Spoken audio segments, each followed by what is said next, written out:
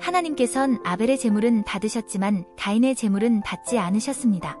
먼저 그 이유에 대해 많은 사람이 주장하는 바를 알아보겠습니다. 땅의 소산 중 첫 것을 드리지 않았다. 제물에 피 흘림이 없었다.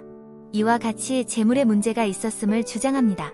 천지 창조주이신 하나님께서 제물에 대해 불만을 가지셨을까요? 단순히 어떤 제물이 좋은 제물인지 아닌지를 알리기 위해 가인과 아벨 사건을 창세기에 기록하셨을까요? 하나님께서 제물과 번제, 제사와 같은 형식적인 행위보다 더 중요한 것이 있다는 것을 성경에 기록하셨습니다. 그중 몇 가지를 살펴보면 너희의 무수한 제물이 내게 무엇이 유익하느뇨?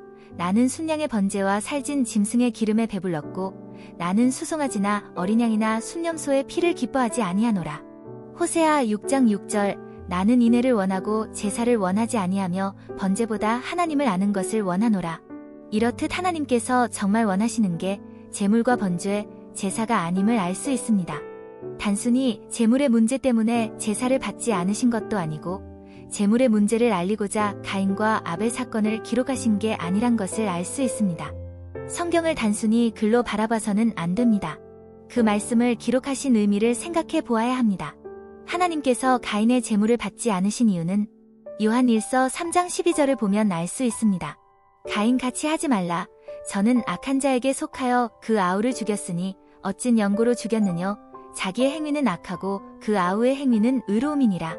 사건의 원인과 결과를 잘못 해석하시는 분들이 종종 있는데 이 말씀은 가인이 아벨을 죽였기 때문에 악한 자에게 속하여졌다가 아닌 가인은 본디 악한 자에게 속하여 아벨을 죽였다라는 말씀입니다. 제물을 드릴 때 이미 가인은 악한 자에 속해 있었습니다. 반면 아벨은 마태 23장 35절, 히브리서 11장 4절을 보면 의인이었음을 기록하고 있습니다. 그렇다면 왜 가인은 마귀에게 속한 악인이 되었고 왜 아벨은 하나님께 속한 의인이 되었을까요? 요한 1서 3장 8절을 보면 죄를 짓는 자는 마귀에게 속한다 하셨으며 9절에서는 하나님께로서 난 자마다 죄를 짓지 아니한다 하셨으며 10절에서 하나님의 자녀들과 마귀의 자녀들이 나타난다 하셨습니다. 가인은 죄를 지어 마귀에게 속한 마귀의 자녀가 되었고 아벨은 죄를 짓지 않은 하나님께 속한 하나님의 자녀였다는 것을 알 수 있습니다. 제사를 자신의 조상에게 올려드리지 옆집 아저씨의 조상에게 올려드리지는 않습니다. 가인은 하나님의 자녀가 아닌 마귀에게 속한 마귀의 자녀였기에 하나님께서 제물을 받지 않으셨습니다. 창세기는 아주 긴 역사를 함축적으로 기록한 것이기 때문에 세세하게 아벨이 어떤 신앙을 해왔고 가인이 어떤 죄를 지었고 어떤 마음과 태도로 신앙을 해왔는지 그 사연까지는 기록되어 있지 않습니다. 따라서 기록되어 있지 않은 가인과 아벨의 사연에 집중할 것이 아니라 이 사건을 창세기에 기록해주신 이유를 깨달아야 합니다. 이 사건을 통해 창세 때부터 영계에 하나님과 마귀가 있었고 이 땅에도 하나님께 속한 의인과 마귀에게 속한 악인이 있다는 것을 알려주십니다. 하나님은 창세 때부터 의인과 악인을 나누셨습니다. 심지어 형제라도 예외는 없었습니다. 마귀에게 속한 가인이 의인 아벨을 죽였듯 역사적으로 시대마다 마귀에게 속한 악인들은 항상 하나님께 속한 의인들과 선지자들을 죽이며 핍박해왔습니다. 유대교 안에서도 악인은 예수님을 핍박하며 죽였고 의인은 예수님을 따랐습니다. 오늘날 기독교 안에서도 하나님께 속한 의인과 마귀에게 속한 악인으로 나누어집니다. 서로 사랑하라고 하시는 하나님께서 누군가를 핍박하는 것을 원하실까요? 단순히 교회만 가면 하나님께 속한 것일까요? 하나님은 지금도 의인과 악인을 나누고 계십니다. 이처럼 창세 때의 가인과 아벨의 역사는 반복되고 있습니다.